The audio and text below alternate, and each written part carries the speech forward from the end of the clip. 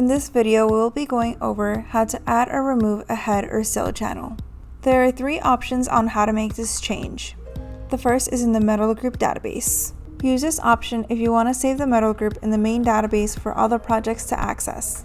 This is the recommended option. The second option is in the project screen. Use this option if you want to save this group in the current project only.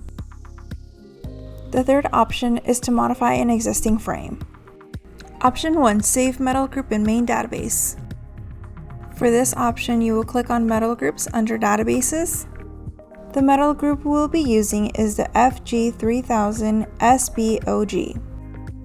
You can either make a change to this metal group or you can make a copy. We will be making a copy. Click on the copy button at the top right. Rename the metal group and remove the modified one.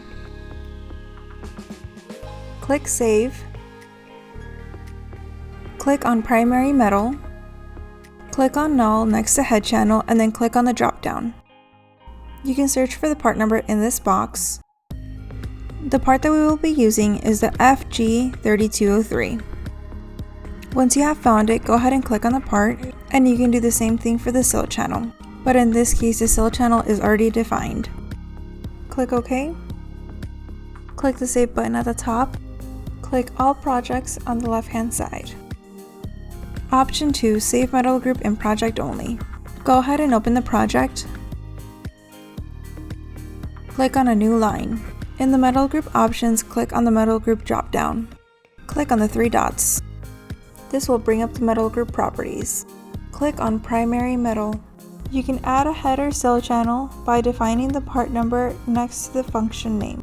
Click on the part name and then click on the drop-down. You can search for the part number in this box.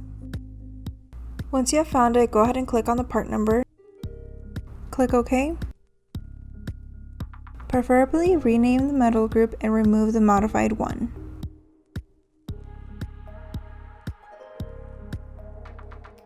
To save this metal group in the project only, click OK. If you would like to save the metal group to the main database for other projects to access, click on the Save to Database button. We're going to click OK. The metal group we saved has already been selected. Click Add Frame. As you can see, this frame shows the head channel we added. Go ahead and close out of this frame. Option 3. Modify an existing frame. Option 3 is if you already have a frame created. Let's open an existing frame.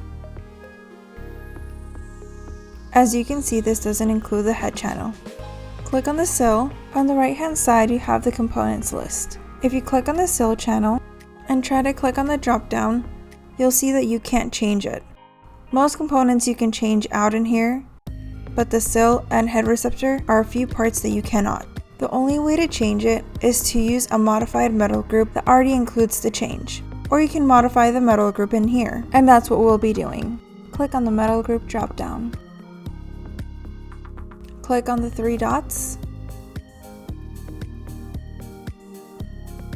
Change the metal group name and remove the modified one.